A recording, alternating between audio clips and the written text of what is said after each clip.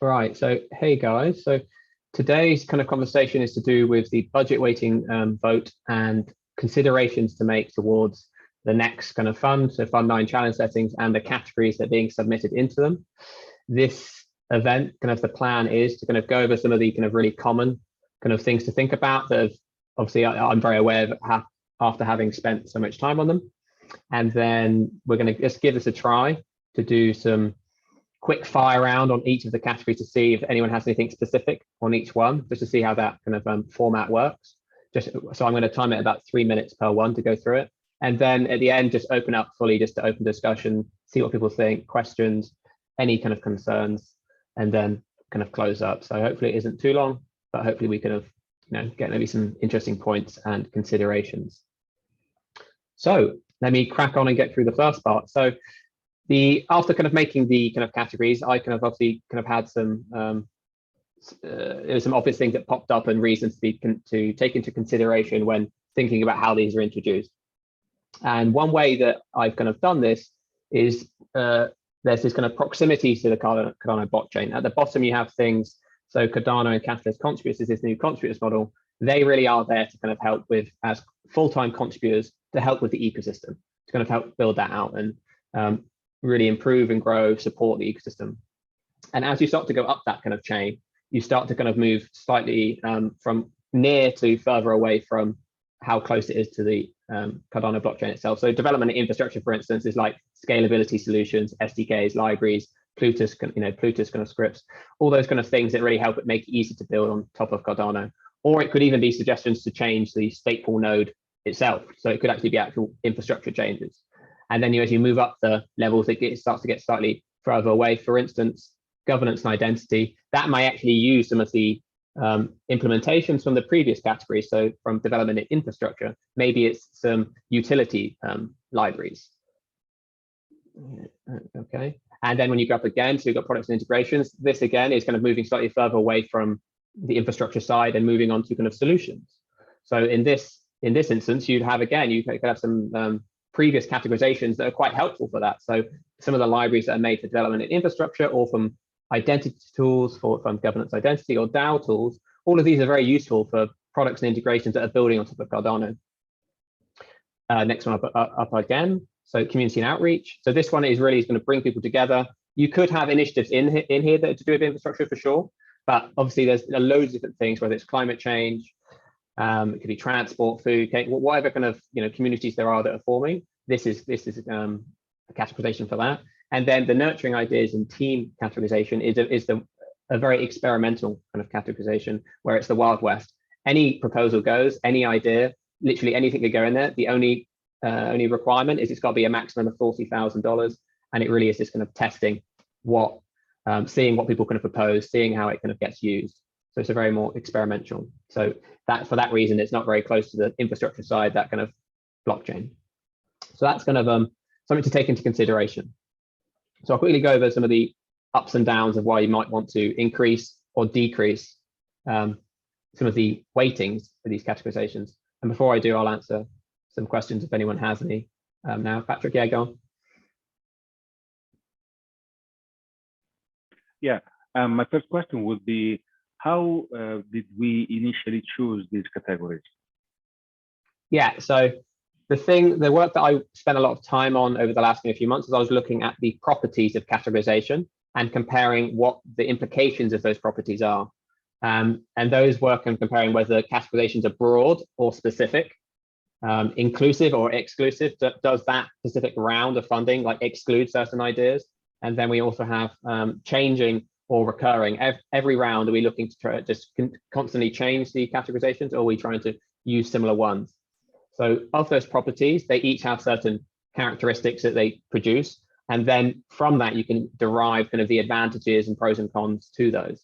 And the funding categories focus on leaning towards, but not necessarily fully, broad, inclusive, and recurring. Why they're not completely that side is because, for instance, the most broad categorization you could get is a single bucket. You couldn't get more broad than that. That means any idea goes into one single bucket. This is obviously slightly further along, but it's not as specific as challenges per se. So The evolution and improvement of these has fully been defined on these kind of core principles of what is the implications of these categorizations based on the properties. So that's how they've been kind of finalized. I had some of the ideas for these previously before I kind of really kind of went into details of the properties, but the properties are really what kind of support and justify why you want to kind of reduce categorizations where possible to make that system much more flexible for changing environments.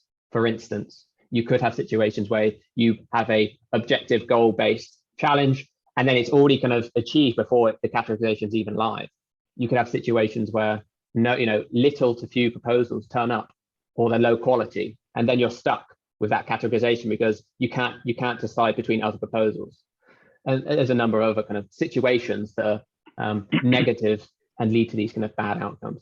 So I guess that's a very detailed. I think that kind of a guideline for this reasoning for how you choose these categories, let's call them, would be nice in any document that you publish.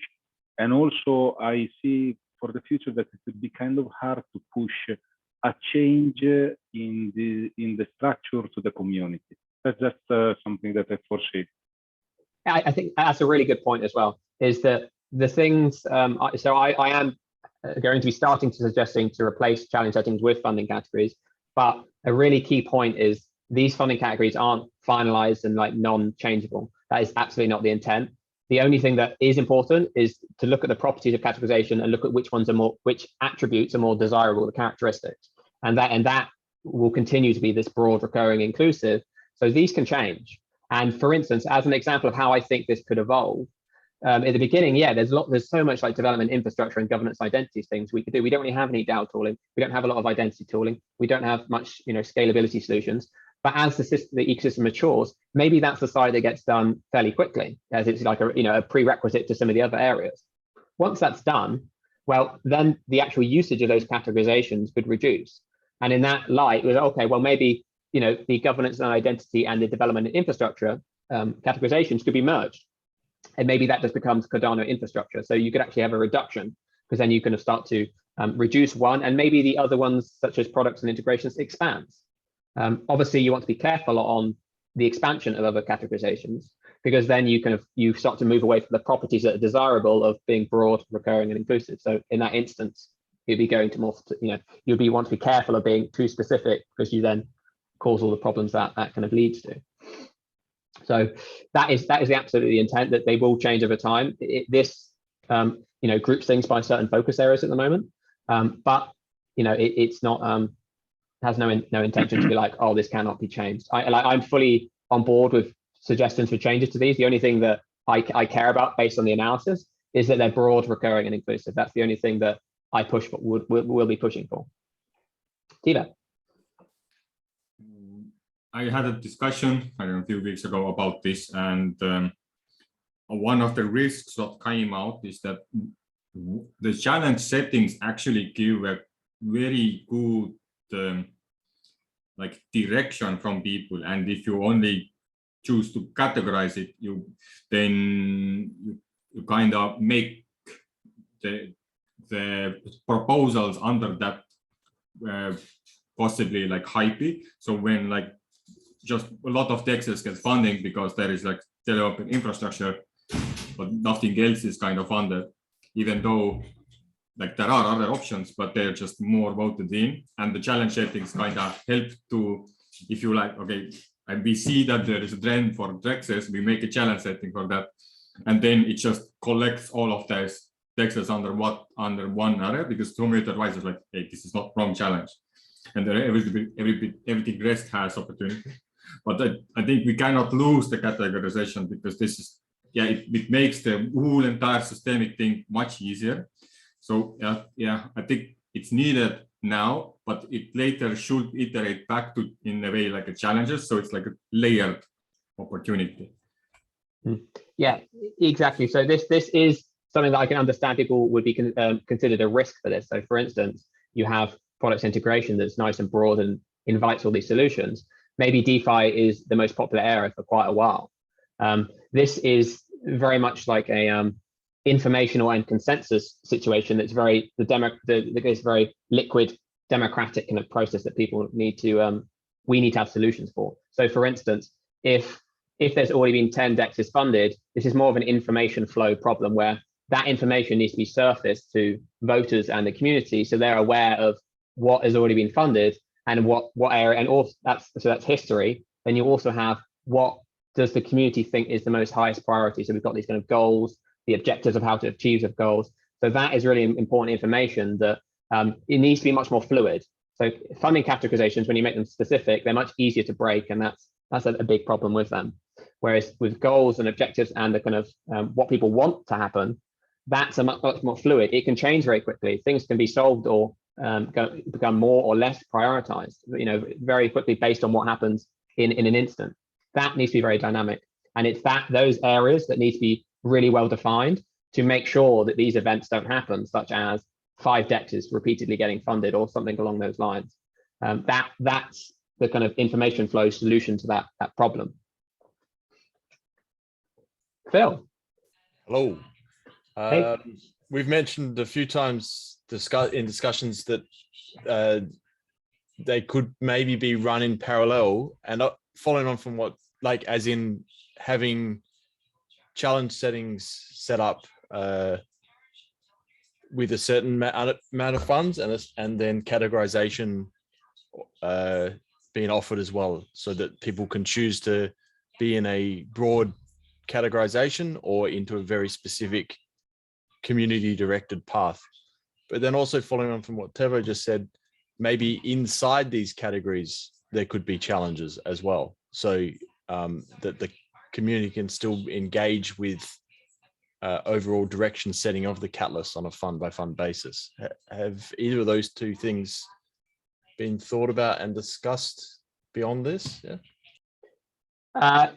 So I've had people suggest the kind of subcategories before. I think I've talked to Tommy about that one. The problem with that is the key thing to try and separate here is this kind of goals and objectives and the budget.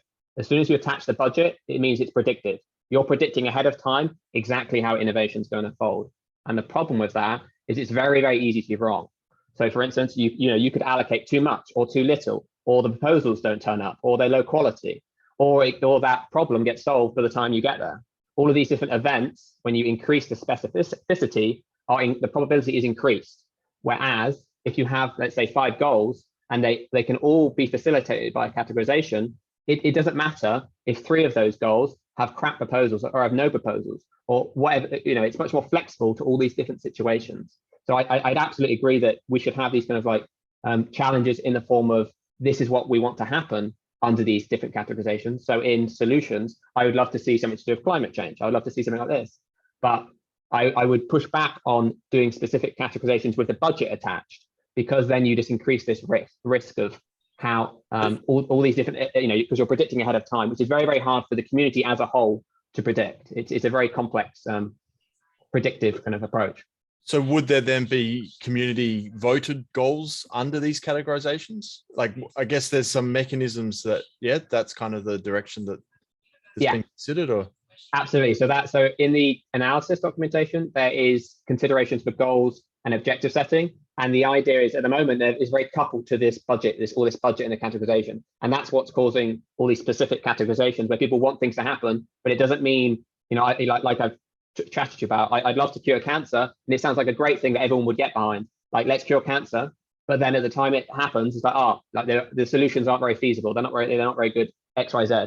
It's a great goal and it could have great objectives that could get you there, but just because you have it doesn't mean that's actually going to how it's unfold. And the problem when you attach the budget weighting to these goals and objectives is you're predicting ahead of time what will happen when you have absolutely no clue how it is going to unfold, and you corner yourself into a situation where, if that doesn't happen what you want, then you can't easily move it. So this is why the categorization stage needs to be much more rigid, but obviously it can change over time. The categorizations can change, and very flexible, scalable, and simple. So you can have all this fluid stuff, which is the proposals. This is an area we want to scale. We want to be able to scale the number of proposals we can accept. We also want to be able to scale the number of goals and objectives we can accept. We don't want to be like, oh, sorry, the Cardano community only deals with 5 goals at a time. These or 10 or 20 or some arbitrary number. realistically, it's much more fluid than that, and some are much more shorter and longer lived.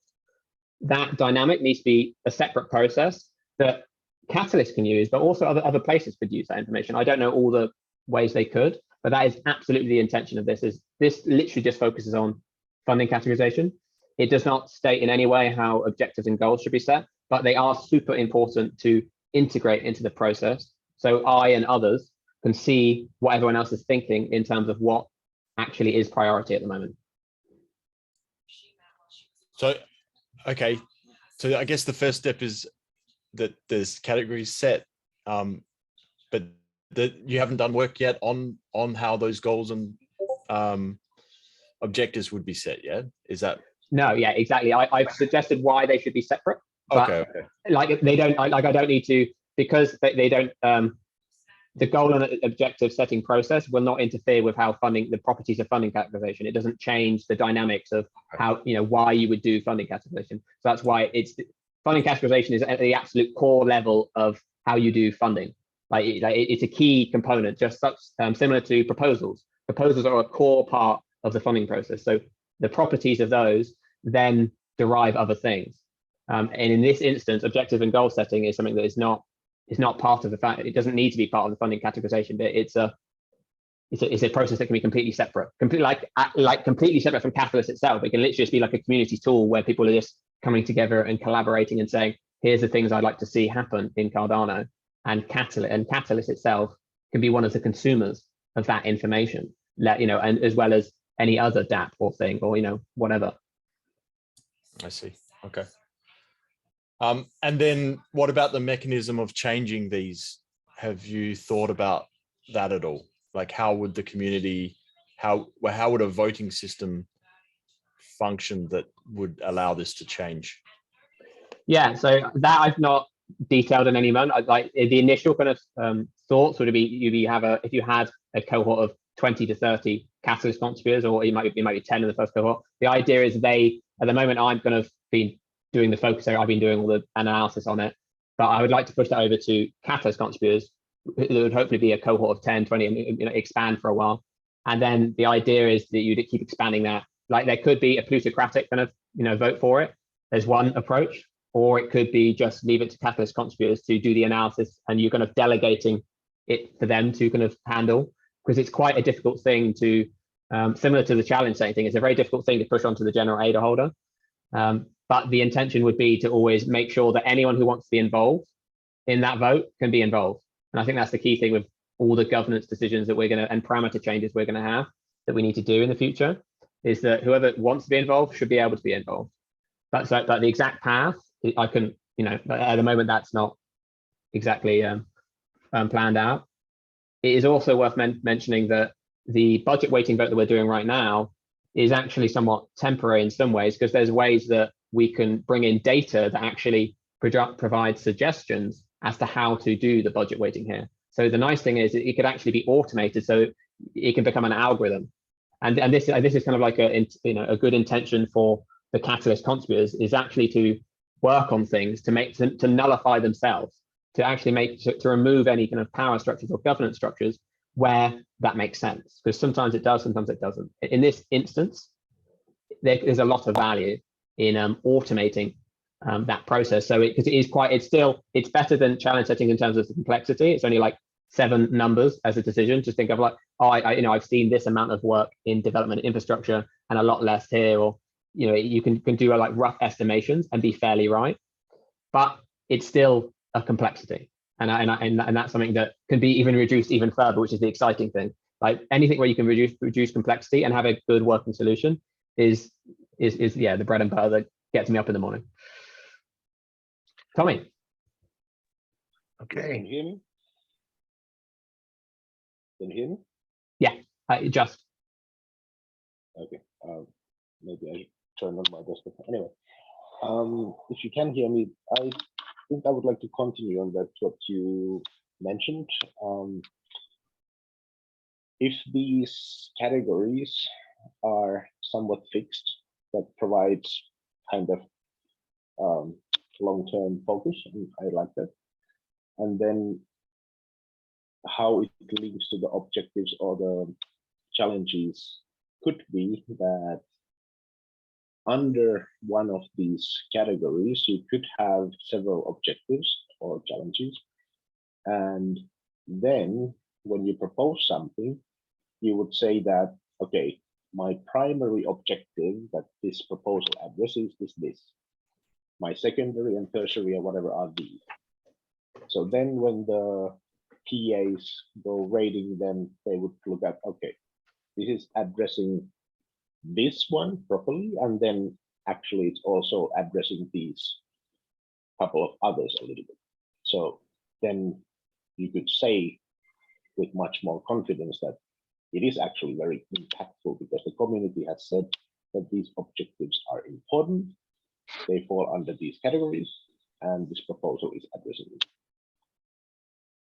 Yeah, that is an excellent point. And then that is something that I don't think I visualized perfectly in the objective content in the analysis, but this is how if you had a separate goal and objective setting process, what you can do there is say, or the community is voting on that and saying, this is important, here's the objectives to achieve it, here's everything we want to see happen. The proposals, like you said, should be able to add that information to their proposal. And the nice thing about not attaching it to categorizations is that I might have a proposal that is trying to, so it actually is relevant to three goals, or with 5-6 different objectives. Like that it isn't a non-null chance that can happen. So I should be able to show the things that my proposal is relevant for. And then that's nice context for assessment, but also for the voters, if they have voting infrastructure where they can easily kind of I want to see any proposal that's looking to solve this goal or do this objective. So then you can really kind of quickly highlight the things you care about and you want to spend time on, and maybe that's your expertise and the thing you're interested in. However, with this DREP kind of concept, maybe you just delegate elsewhere to the other things that are going on, the other areas, the other goals, objectives, whatever. But then you can easily kind of interact with the things that you most care about and are most about, which is something that actually kind of scales. Like I'm not going to know everything about scalability and infrastructure and all the different areas, but for me to be able to find the things I care about really easily, I think is a future ambition for sure. So yeah, it's a really good point. Thorsten. Yeah, I think I might go a little bit off the topic which we had as a discussion so far, which is this. My understanding is there will be budgets allocated to these categories, right? Yes, based on the on the aggregate of all the different budget weighting votes from all the participants. And it might not be relevant in the discussion for the categories, but I think it might be. Obviously, that means that the funds which are allocated to these categories are reasonably big. Of course, we have less challenges, so the funds in itself, in theory, at least at some categories, are bigger. Yeah, I can show you something for that. So I've updated. Let me refresh that. So the point I'm trying to make here is now kind of we saw that also in the past, that when there is a bigger budget allocation to the category, it might be that the funds someone is requesting for an idea in itself get bigger. Yeah. There are two elements which are coming out of that one, which means we're not necessarily having more proposals itself getting executed. It's just the funding per proposal is bigger, which in itself, I think, increases the risk because the runway to execute in itself is just prolonged. And that's actually having a little bit of a negative effect in the sense that people are doing a little bit of a land grab in that context. Yeah, so they're getting funded for example, a 6 months or 12 months runway rather than for a 3 or 6 months one. And that's effectively sucking funds out which are not immediately executed, and where the prediction whether you're actually achieve your intent is not necessarily more precise. So you can, in principle, probably foresee what you're going to do in 3 months, but it becomes harder to predict what's going to happen in 12 months. And in that context, there is a higher risk attached effectively to this proposal. So did you think of any mechanism kind of to, how shall I say that, to limit is probably the wrong word, but to kind of like prevent that is leading to an accumulation of funds through a number of funding rounds, which actually means, like, let's say every round someone gets 200,000. After 3 rounds, he's sitting on 600,000, and effectively from the roadmap that will take him probably, I don't know, let's say a year or so to execute.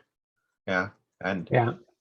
So what you could do is in itself kind of find a mechanism. I don't know whether that's even kind of discussed yet, and that therefore it might not be part of the category. But what I'm trying to say is there should be a tailoring of, okay, you put in effectively 2 things, like what would it take to implement this in total, and how much am I asking for right now? And when it gets voted, it's kind of gets almost the preferred in, if that kind of makes sense, on the basis of delivery, so that if you can prove that the roadmap in itself gets executed, you get the further funds which you initially kind of initiated, and that might take already some of the spare budget away. But what it does is gives more control, rather than throwing 3 times 200,000, 300,000 into an interesting project, which never delivers, and therefore damages effectively all the other proposers, because it's kind of this land grab element which kind of sucks us a little bit dry for a certain period of time. Yeah, so there's a few things there. I don't think big projects or proposals are inherently bad. It's just a case of. I'm not saying that. I'm not saying that. What I'm saying is you just allocate the money at that moment in time, and that more or less takes the air away for everything else, and you're not able to execute. Let's say it's $1 million. Yeah, let's say someone collects 3 million and it needs 3 million, but he can collect that effectively quite quickly, in theory. Yeah, and the execution might take 2 years. So yeah, this is more of an information kind of flow problem, and a community consensus problem of what is and isn't acceptable. For instance, the community could decide, oh, a first-time proposer can only request 200,000, or over a certain period of time, people can only request this amount. Or you could have this kind of, you need to prove that this is only for 3. There's a lot of kind of parameters and rules or policies you could add in to kind of prevent this behavior. It's to do this, which would be much more effective than doing it via funding categorization, because then you would go against the first principle kind of properties that have been defined and cause all the problems there. So there's a lot of different ways that we can explore that. I think it's going to be one of those ones where there will be no rules at the beginning, and then we'll kind of see what happens and see what's kind of like the dynamic structure, because that kind of makes sense. There's no point kind of adding rules to something to kind of solve a problem that isn't necessarily there. We know the categorization works based on the properties, and then we're saying what's the problems that we're having in this. And some of the obvious ones, for instance, is like voting infrastructure. They're like, if I could make it work, so it's literally just two categorizations, ideas and contributors, I would. But because that follows the properties even better. It's more broad. It's as inclusive, and it's easily recurring. So it becomes simpler. The system becomes simpler. However, the voting infrastructure, it simply isn't there yet. Like, it would be chaos to go through all of that kind of those proposals with the current voting infrastructure we have. So the funding categories are almost like this middle ground of, there's enough organization here that makes sense, and it will work enough in the voting infrastructure.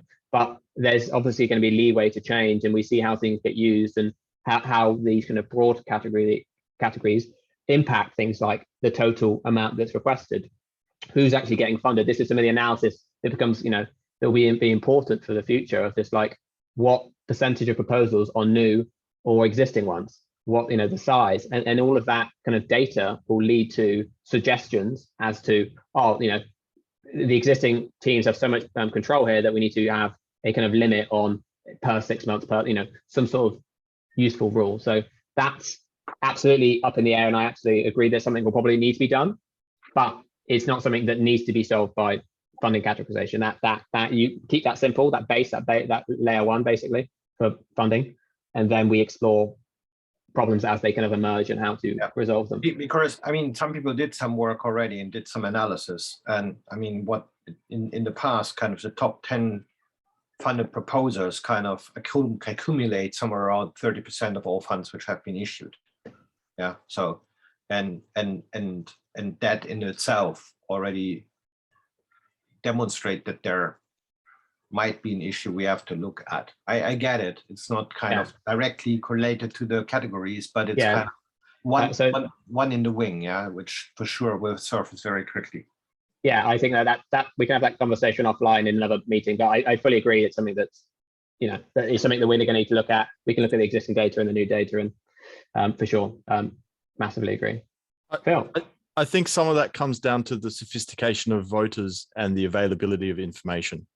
Yes. So it's not necessarily that we need to build systems and structures that stop things from happening. We need to build systems and structures that give people who want to see intention fulfilled the ability to do that.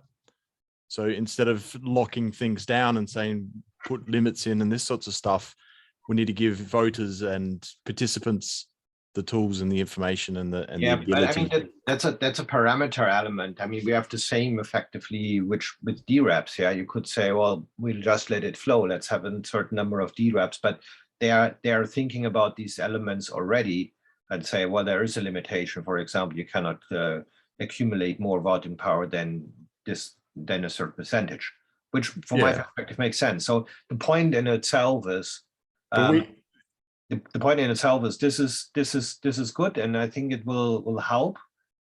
But on the other side, it also introduces new risks because it more or less kind of clusters effectively funds a lot more, and wherever that happens, then there is also an increased risk that is being misused. And I agree with you, Phil. It's depending on transparency, but I mean that's the issue which we're having at the moment, and that will not necessarily go away. If you have to pump through 1,000 proposals, you will not have this visibility at that moment in time.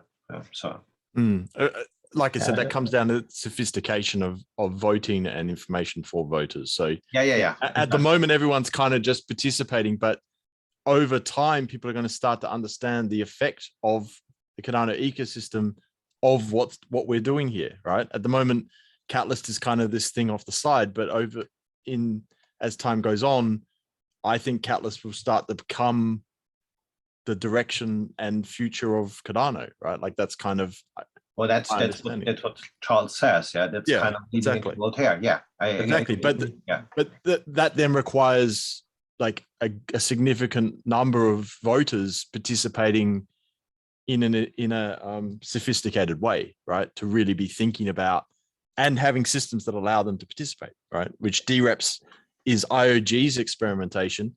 I hope we see more community experimentation, right? I don't think DREPs is the answer. I think it's an answer. And I think it's great that IOG is experimenting, but I hope that the community can keep coming up with their own ways of participating and assisting voters and providing information to people. So, yeah. I better get through some of the content I wanted to do at the beginning, just so it's done.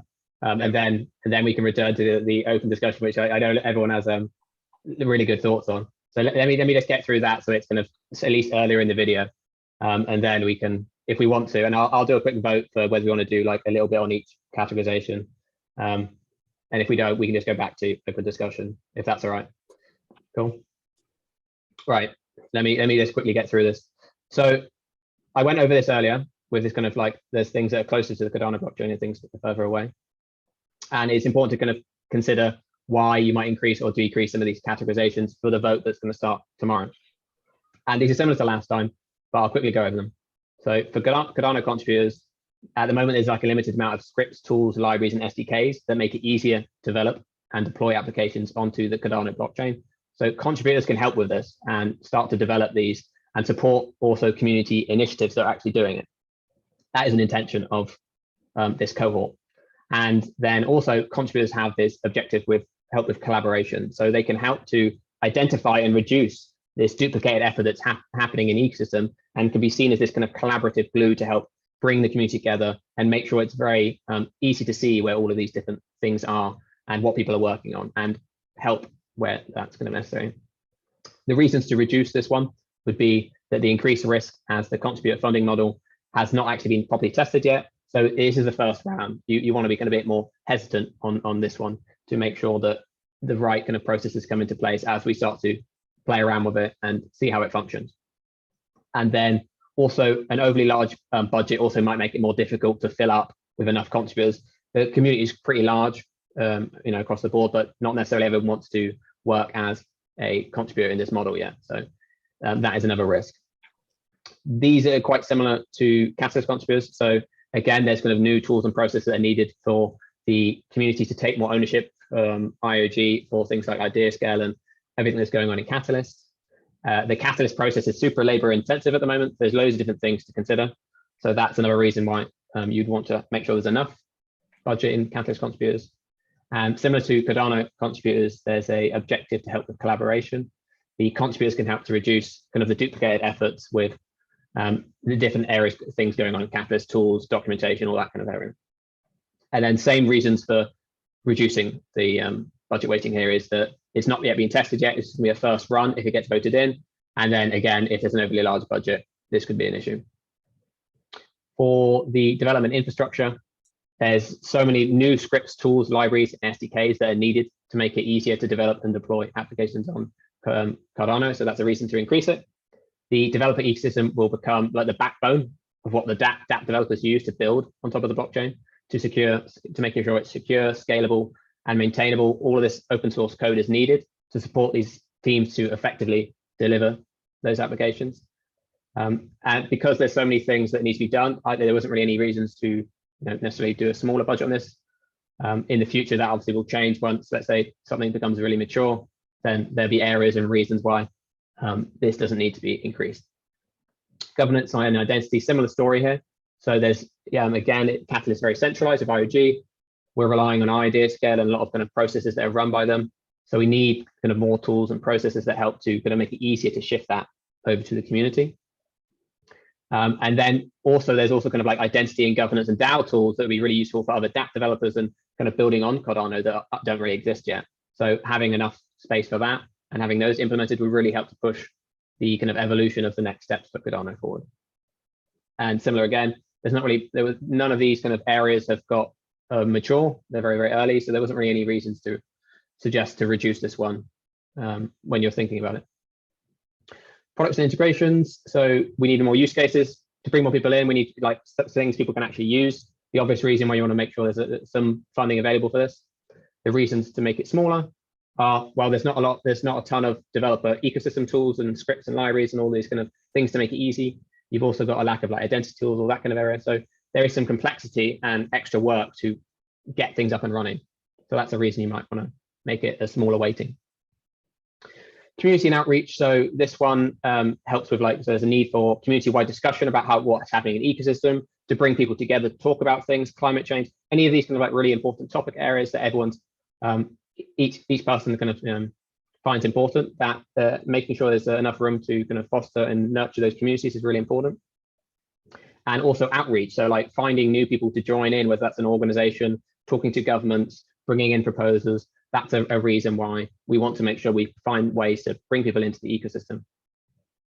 Reasons you might want to reduce this weighting for this category is it will be beneficial to have more products and integrations in place to form communities around. For instance, if you had a climate change solution that people could start using, that makes it a lot easier to kind of make communities around that kind of product and really talk about how it's working and how things are going. So there is a benefit to having some of the product integrations in place so you can really foster communities around it and be building on top of use cases.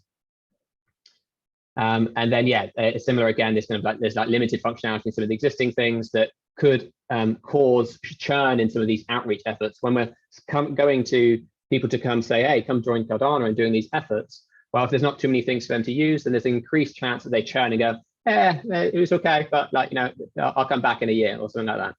So that's a reason, maybe that's going to be more impactful later. And then finally, last but not least, we've got this nurturing ideas and teams experiment. So increasing the budget weighting here will just mean you're just going to be experimenting with more ideas and teams, because the idea of this is to do a cap on the amount that can be requested, which means you're going to see an increased amount of funded proposals. So you'll be experimenting a lot more with this categorization. Then the reasons you would reduce this are, well, the small budget cap causes a side effect that if you have a large weighting for this, then you increase the risk that you're going to get lower quality proposals, because so many proposals have to fit in to make it work. So it can be more difficult to fill a large one for this. And it will just reduce the competition between the proposals. So that's something to take into account. And then there's also similar kind of implications to the other categorizations, such as product or integration related proposals would benefit from this kind of better development tooling, all those kind of areas. So if you've got a $40,000 proposal, it could be quite difficult to make, you're kind of capped on what you could make in many instances because of the infrastructure that's available. So that's a factor as why these, may not work as effectively, these smaller ones, for many ideas. And that's it. So those are all the reasons that came up about when I've been kind of going through this. Hopefully it kind of makes sense how they kind of interconnect and how some are somewhat reliant on others. That's all I needed to cover for that. So I will go off of that.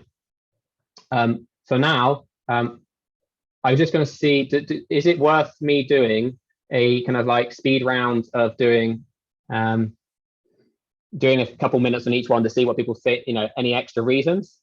And what I'll do is, if I ask you to do, hopefully I can ask you to do the yes on, is a yes or no thing. I don't know if that's on here.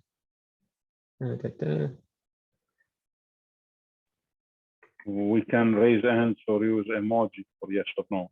Yeah, it's just do the if you do want to do like a quick speed round of talking about each one, raise your hand, and if you don't, leave it down, and then we'll just go, if we don't want to do that, we'll just go straight to an open discussion. But if you just want to do a speed round to think about different reasons to increase or decrease the budget weighting for a categorization, yeah, raise your hand. Maybe raise your hand if you think that there is things that you want to add in there, maybe, because yeah, or yeah, if you had things that's probably let's start with that, because then we'll know whether we need to do a speed run or not. Yeah, I think you've done some comprehensive work there, so I'm sure there's more, but yeah, that's a great idea, Phil. Does anyone want to add things to the list?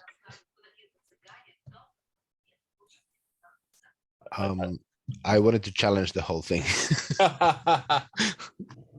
Damn it. Hit me. I wrote it in the chat already. So instead of doing all this pre-budgeting, why don't we just make sure that there's some balanced approach, that minimum number of proposals in each category get in, and after that everything is just in the same bucket, and whoever gets most votes get funding. So then that voting would actually say that what was most preferred during that round. And this combined with the fact that there would be these challenges or objectives under each category separately, and people in their proposals would have had to explain how they address these objects. It's just so I understand it, are you suggesting that there's a minimum amount of proposals that have to be funded for each area, and it would be a single categorization? Was that correct? Yeah. So let's say that we have this 16 million, whatever. 10 million ADA, and we have decided that arbitrary number, just to ensure balance, that there's 5 or 10 or 15 or whatever, certain number of proposals in each category, which are the best, they will get funding first, after which all of them are put in the same bucket, and then regardless of which category they are in, they get voted in. That's it. No need for pre-budgeting. There's merit to that. I think that's a really good thing we can analyze. I wouldn't have massive opinions for or against, because, and the reason I like it is because obviously you're suggesting a single categorization, but then the thing we need to analyze is what's the implications of this kind of like minimum proposal length. For instance, you could have 15 proposals that are $1,000 or $5,000, and then other ones where it's 15. Where there's a few nuances there to go through, but I like the concept. Like I think that's something is a worthy comparison. Yeah, or the other approaches that, okay, we have X amount of categories, and then each category has $1 million, and then the rest of it is common pool. Yeah, so that applies. The problem with that is it applies to start to apply the budget weighting to a specific thing again. So then you get the same problems of going down the specific categorization routes that makes it more brittle for all these different situations where things change, or you don't feel. No, that's not what I meant. I meant you have categories 1 to 5, whatever, and then each of those have minimum number of budget, not minimum number of proposals that get voted, but minimum number of budget always.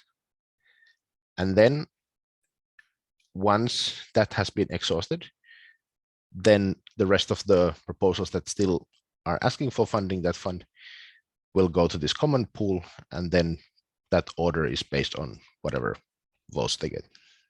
Okay, so same as the proposal I did, but just swap out proposals with funding amount.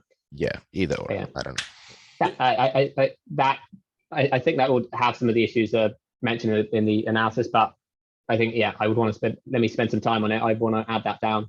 I think it's another potential thing, as long as it follows this kind of broad, recurring, inclusive kind of properties that makes categorization scalable, simple, and all the kind of things we want. Then Phil wants to comment. Yeah, jump in. I'm just interested to know if you think that this needs to be rolled out across Catalyst proper, because I think there's movements towards offering a side treasury methodology, and some things are already operating in that kind of way. And then this opens up some idea of how we can experiment with different options in a more open way. So part of what I was thinking of doing this fund, but have changed because we're developing some things that we want to implement for later.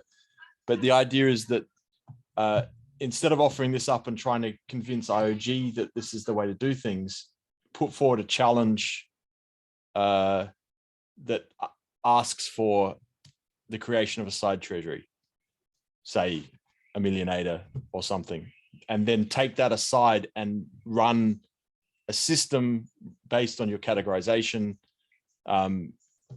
Some things are not in place yet to be able to do that, but that's kind of the direction that I think this heads, rather than trying to steer the giant Catalyst ship that is idea scale and IOG in a certain direction, because all this work you're doing is very interesting and valid, but convincing IOG to change things is tricky.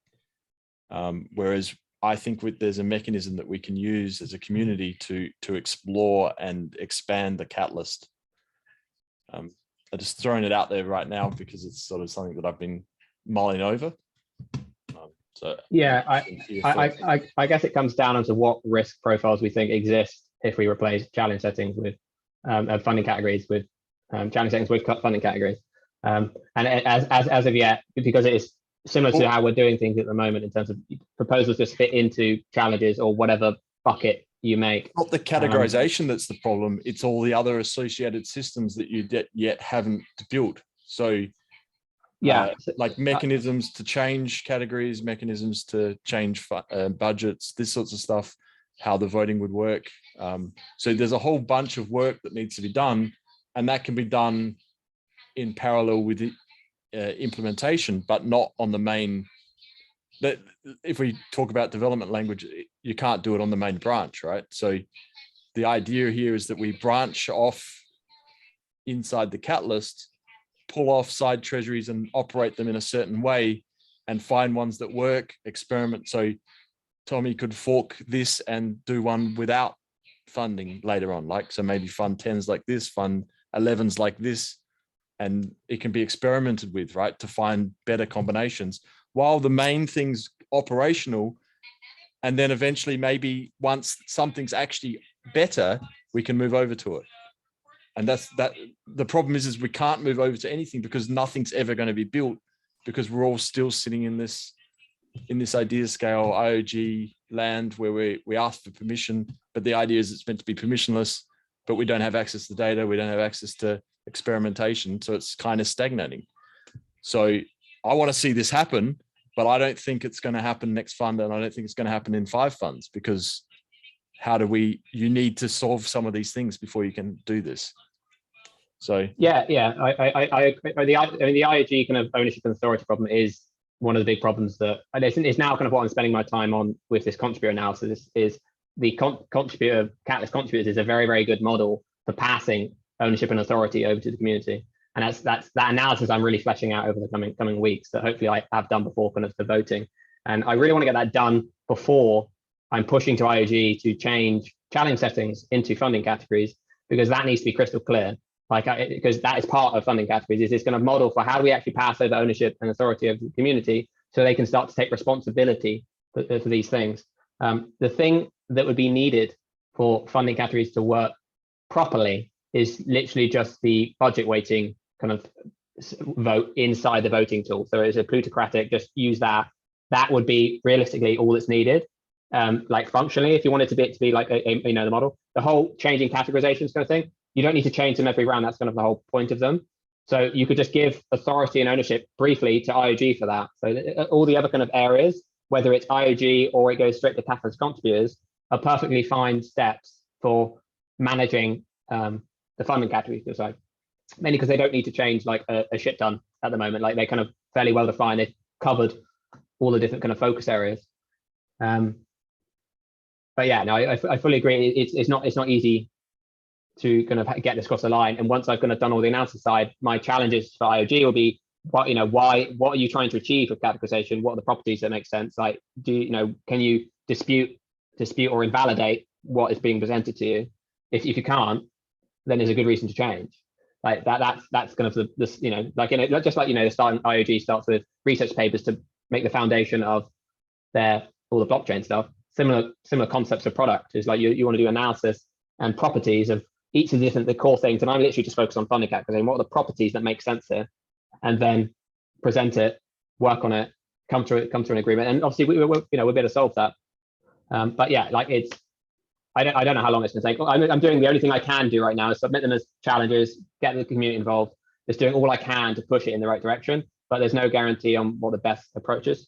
The thing that I would be concerned about with things like a million side treasury it's just very, very slow. Like I'd rather push for. I'm very confident that this is a better solution than challenge settings, which are a very bad solution. That's not the analysis. When you go through it, it's very easy to see all the problems, and we've seen the problems with challenge settings. It's very clear as well, just looking at the results. It's not one of those kind of very black and white situation, like very blurry situations where you're not really sure whether it's better or not. And if you do this kind of side treasury approach, the risk is that you just have this stagnation of, we can't wait 2 years, like six, 7, 8 rounds just to get something across the line. There's things that will be complex and need to kind of, go very slowly through, but there's some things that is very clear cut. This is a better solution. And then once you get into that solution, if you have a problem, that's great, because then you're going to solve that problem. Like as long as it's not going to absolutely break the process, even if IOG decided the weightings themselves and just put the funding categories in, you'd immediately have data and be like, yeah, that works, that didn't, or I'm not concerned about obviously access, because anyone can. That's the whole point of them. Anyone can submit ideas into these categories. Like it will accept all forms of idea innovation. That is the whole point. But whether it's exactly how we want it, and there's certain characteristics that we want to change, well, that's the thing we want to test as soon as possible, because there's so many things to do in categories. There's so much shit to do. For me, I will always put, if I'm confident and the properties, the analysis is right, then I'll just push for that and then see whether it's the big change or a small change. I'll just keep pushing until the solution gets done, because that's that makes sense. For the things that are very confusing, yeah, fine. I think you can be much more slow and incremental. Hey, good question here. Can I vote after when I drop out right now, or like this is it? Because I got to go. Yeah, so your suggestion last time was to have this discussion event, and I realized it's a really good suggestion. I separate it, so there's no vote in this meeting. The form will start tomorrow. There's a Google form from 1200 UTC. I'll open it up. It'll be open for a whole 10 days, 3 days before we finish. So I'm really trying to maximize how many people can participate. Steve.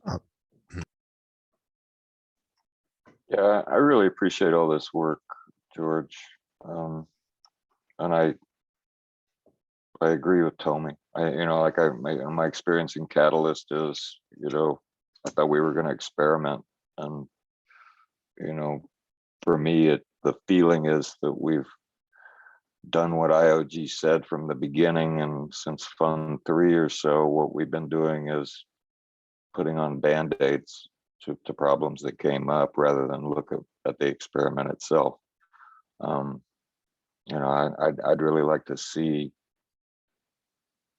I'd really like to see us try different things and be willing to try different things. And I think that that's difficult for the people who've established roles for themselves in Catalyst, you know, as it is right now.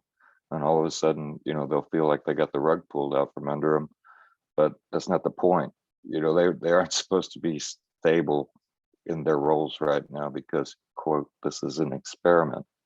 You know, I mean, and I can just point to the whole assessment process. You know, I really think that ought to be looked at completely different. You know, I think it should be looked at as just real jobs. You know, we've had hundreds and hundreds of people doing assessments, and I think we know how to find who the good ones were and offer them real jobs. And then that's kind of like a stabilized thing. And then it allows us to be more experimental with categories and types of funding proposals themselves. And that should be the point, right? You know, like to me, the point is not to go through this grading process of all the random people in the internet.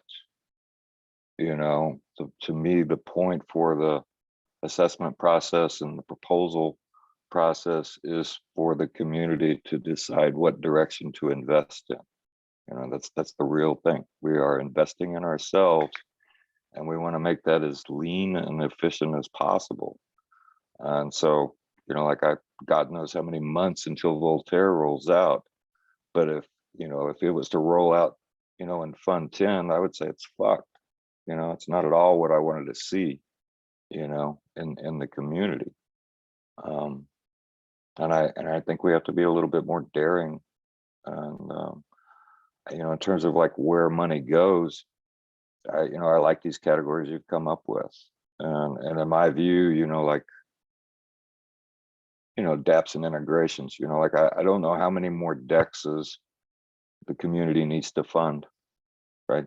You know, those are all money people and they're going to get their own funding anyway. And I don't know how many different models the Cardano protocol can actually sustain. I mean, I'm curious about that. You know, I'm really curious about this next wave of DeFi and, you know, the stuff that's coming with Genius and Cardano and all of these different things, because they're doing different things because it's now possible.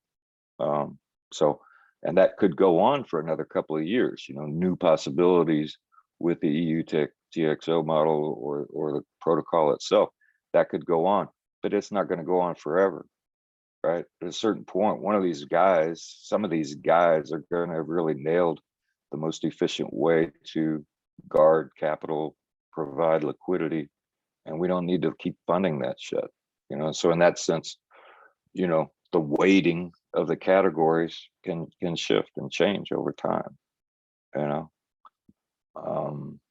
So I'd encourage you to do this. I encourage you to like really submit this. I think you should get paid for this work. I mean, 6 months is a long time to work on something like this.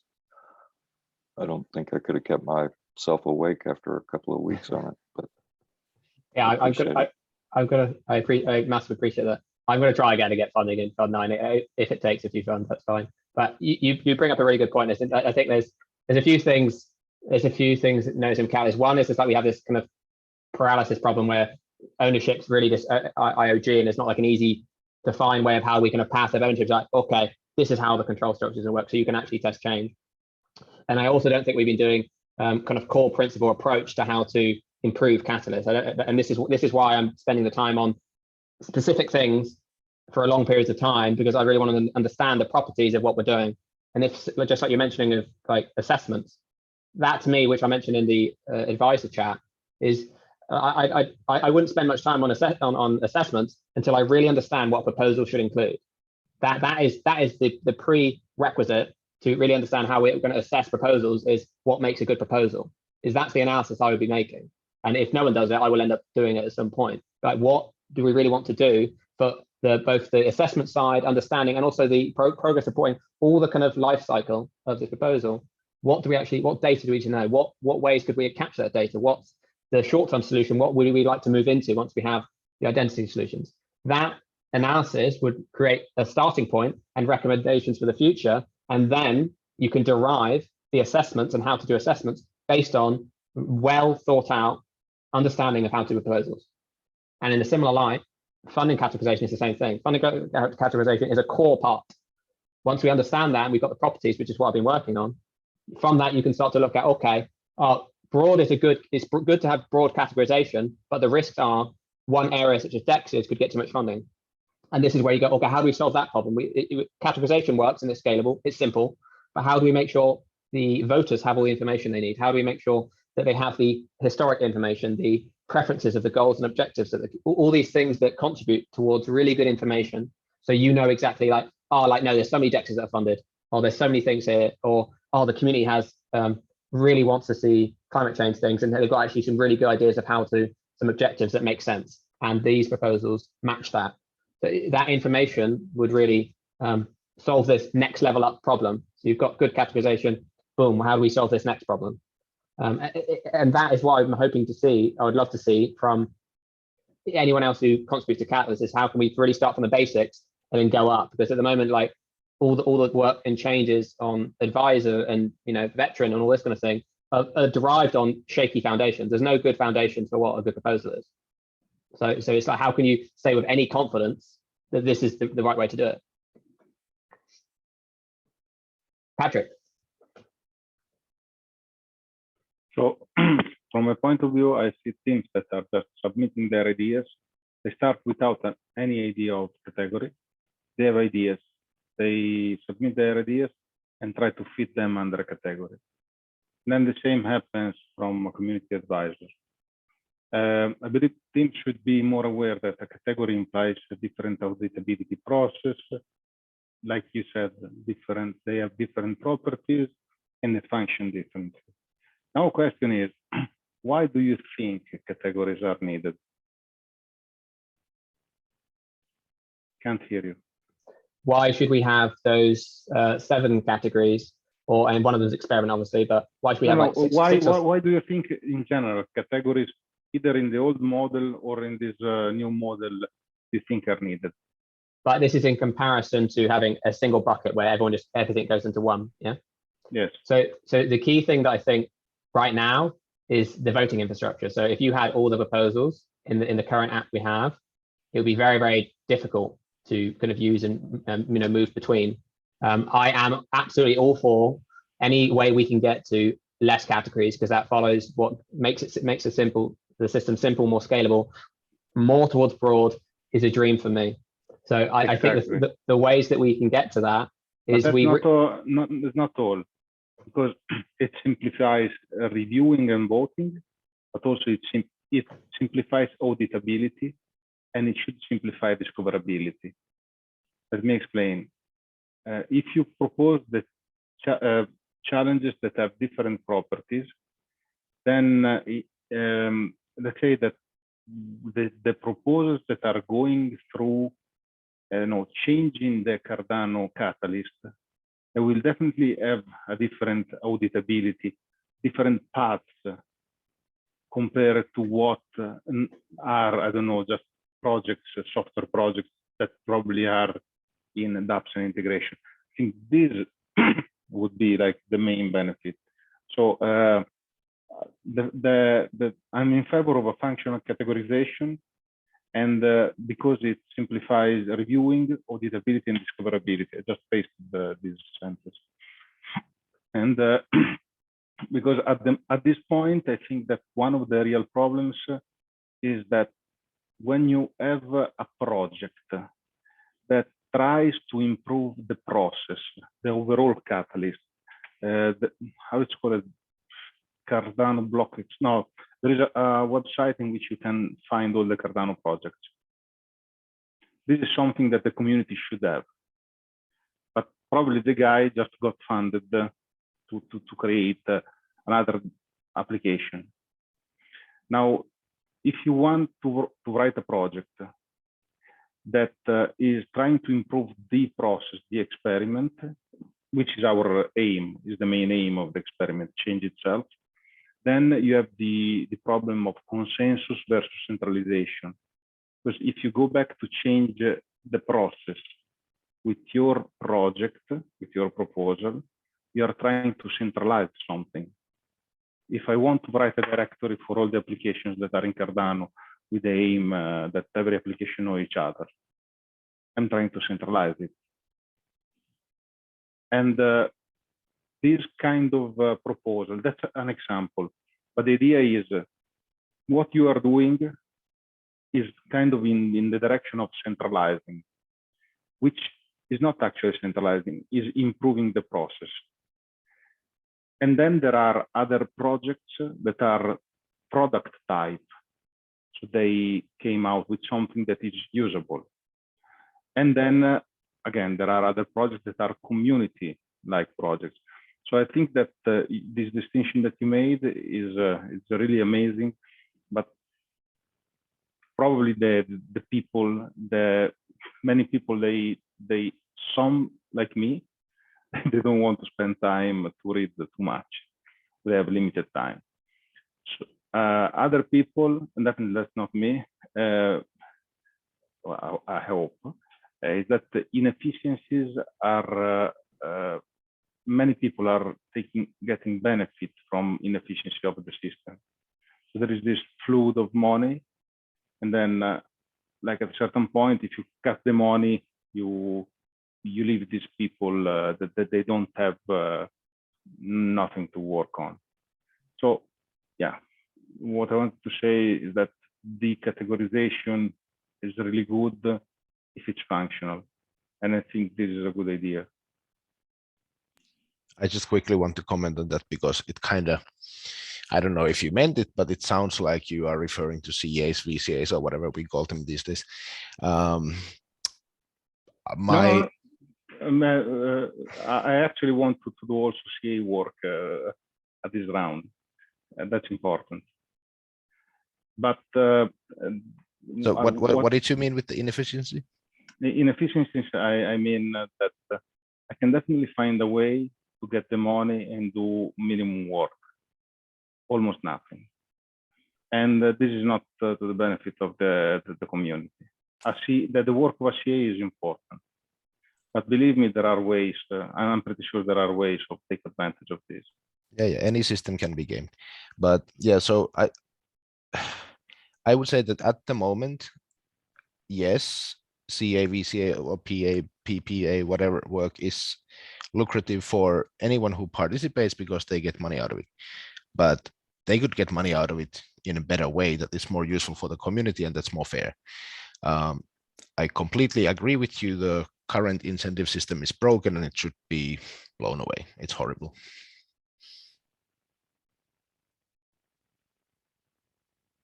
And I also agree that things should be simplified so we don't have to read 40 pages to understand something.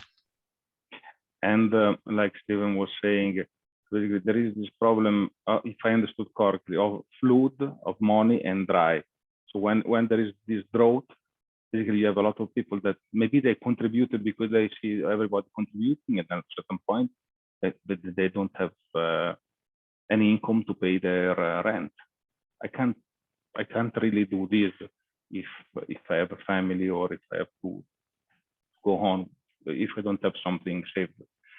And that's why I think, like, with this functional distinction of categories, you can treat differently different cases.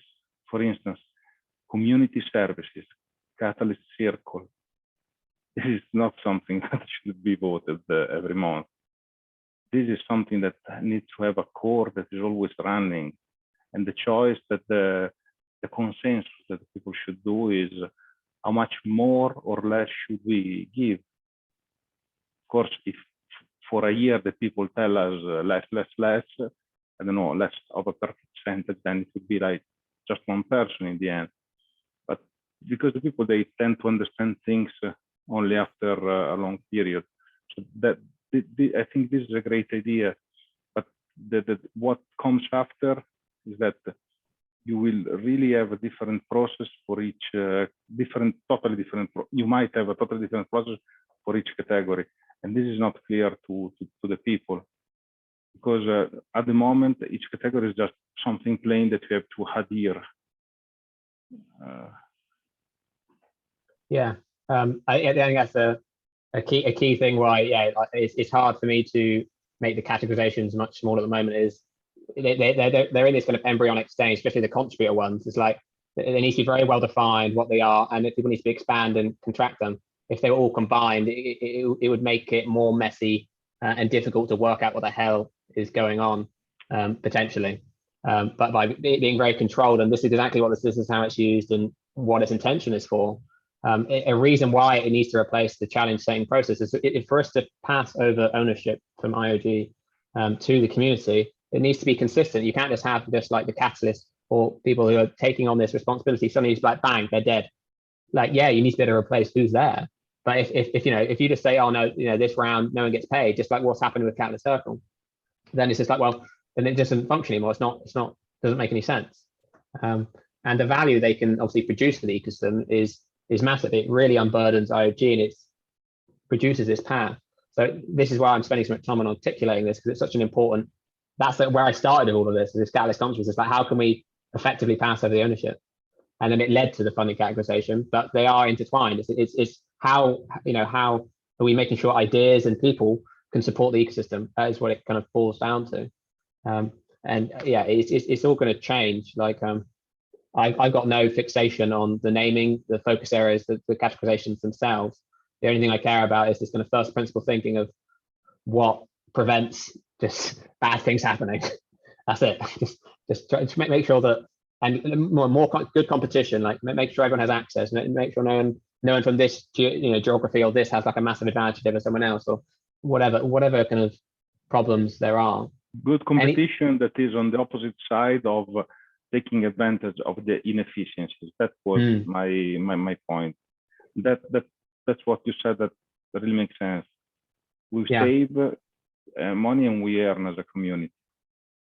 Yeah, like this is the thing. If a change in categorization approach means that it's 5% better allocated, that's substantial. Let alone the savings you might get from the voter time and the assessment time and all these kind of things. When you add it up, if it's impossible for me to make a prediction of how much better allocated you could make these categories would produce. But you could hypothesize if it's 5% or 10% or 15%, you can see what the numbers are, and then you compound that over time, and it's ridiculous. So getting this right is one of the most important things for Catalyst to go from just somewhat okay and working to really starting to crank up something that's functional. I think I can't remember exactly what you said, Patrick, but some of that stuff will be organized by the purpose and goals, I think, if I understand correctly. So inside the categories, there's these subsets of focus, if I'm correct, that's kind of the understanding, that there'll be goals that are kind of put forward by the community inside those categories and purposes that then the proposers are working towards. Is that correct?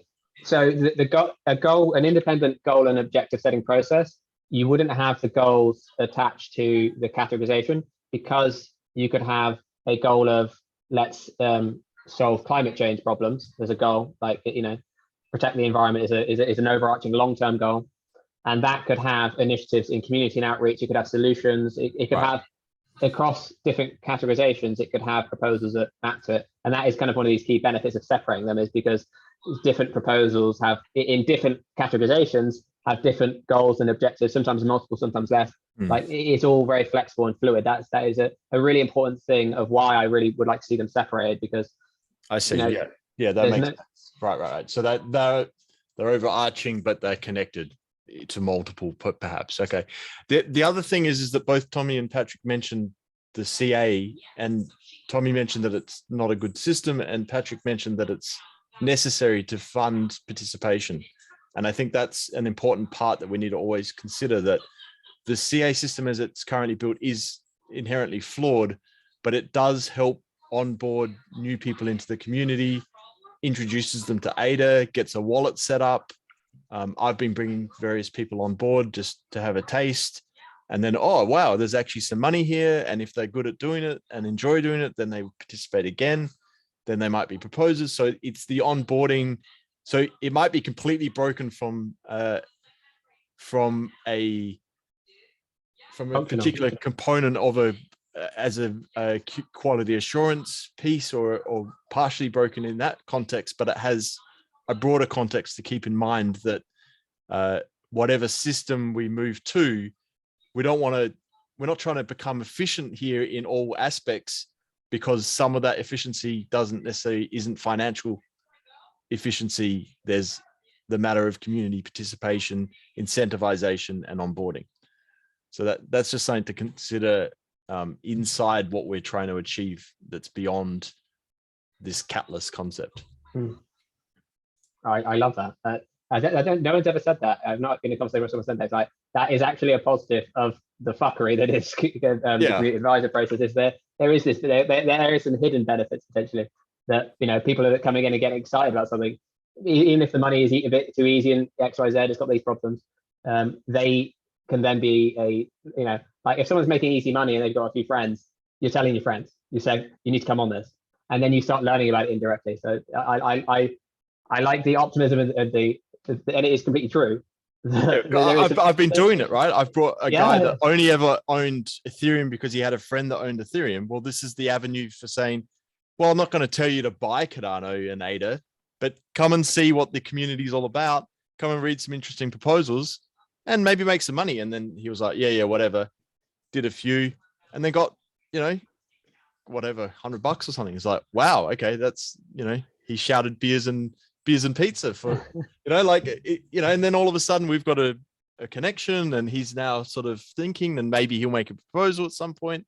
Who knows, right? Like there's that consideration. And I believe that's why IOG introduced it sort of in the way it is. Obviously it needs morphine adjusting and that sort of stuff. And we're all we're old hats here, a lot of us, and we're starting to see, where's the innovation? Where's the next step? Let's open it back up and move to the next model, right? And experiment again. So it's interesting and fun, but I think we can find ways to do this. And they'll just sort of materialize around the fact.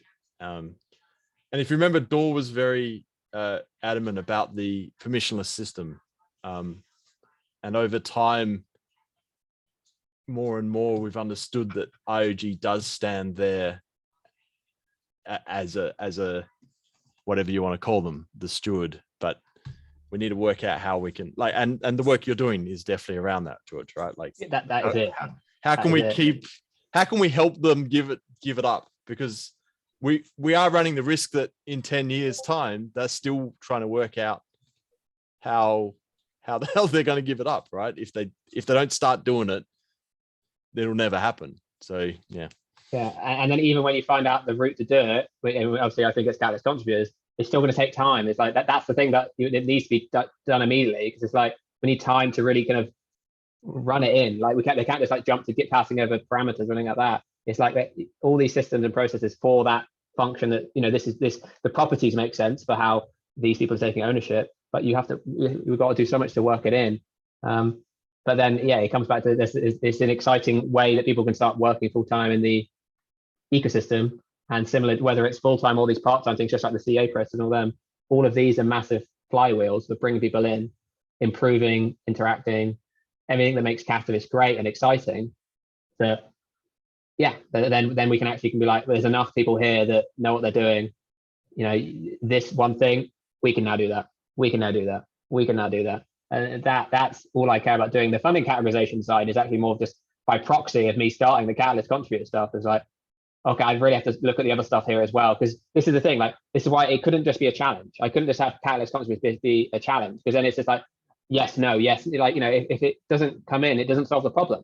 So I've made something that seems like it's good, but I had to solve the funding categorization problem, because otherwise it's not sustainable. And that's why I have to go to IOG with this kind of really thorough analysis of this is why you want repeated, consistent, recurring Catalyst contributors. That is a way you can start to hand over stuff. You can't just do this up and down like Catalyst, circle. And I know they could solve that problem, that one of those things with doing a similar kind of thing. But I'm trying to look at all of it, and then what are the properties boom, there's your base. That's a base. It's not the final product. It's just like, this works. That's it. And then, yeah, leave it to whoever joins that cohort. They're going to go nuts and have fun. But then you need to find an automated system to let the community vote for changing how the community works. And this is super hard. I saw some interesting experiments in some political parties, but then it turned out in a bad way. So they were getting votes via internet, but in the end, they ended up by basically opening the vote for a very small window, and only like the much closer people were able to vote, and they kind of lost consensus. So it's going to be another challenge. Sorry for digressing. It's a super important point. It's something that I've, again, been thinking about a lot, because I had those proposals in Fund 6 of community credentials and everything there. And obviously the infrastructure wasn't there. And I was also thinking about what's the use case. Catalyst contributions is a really good starting point for issuing a credential and then them signing messages to say, I'm a contributor, and they start to make internal decisions. It would be nice for us to have alternatives to the plutocratic thing where people are doing, and some of the stuff I've been talking to Felix about that he shared to do with the reputation stuff. I really like the where Felix is going with that and what's going on in Swarm. That could be a really good way that part-time people come in and build some reputation. And if you've done a certain amount, you could get issued a credential, and then that's valid for a vote.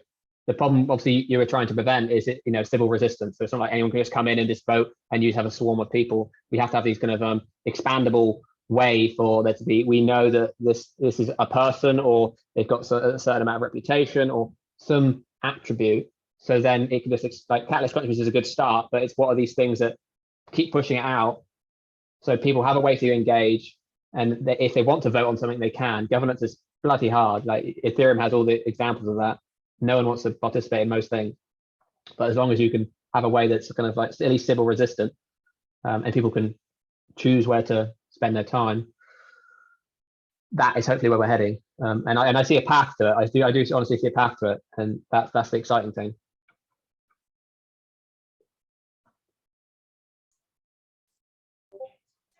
I think I'm going to jump off shortly, maybe. So I don't know. We'll see. Yeah, let's wrap it up. Is there any other questions about funding categories? Like sweet funding categories. The vote, I will open up the Google form tomorrow. If you've not already got, I think Simon, most people here I think have got a voter ID, but if you don't, if you're watching this and you don't, on the docs there's a list of moderators you can contact, and then we can issue you a voter ID nice and quickly, and it's open until the 27th. So yeah, it was very interesting. Sorry I didn't say too much, but I'm not like that literate on the subject. I didn't know the document as well. I gotta read that. It's long.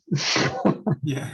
that I can guarantee, unfortunately, but it does take time to really break things down into what's needed to be like confident, to be like, yeah, this is what we're looking for, this is why. But that's also why I'm here. Right. Harass me. That's it. Tommy's got it. I've said it so many times, it's unbelievable. I bought it. It's recurring, inclusive, broad, and very boring. Fucking really damn boring. All right, I'm gonna end the recording now before I swear anymore. I said I bought it, not boring. Both. We can be all those things. All right. Bye for the recording.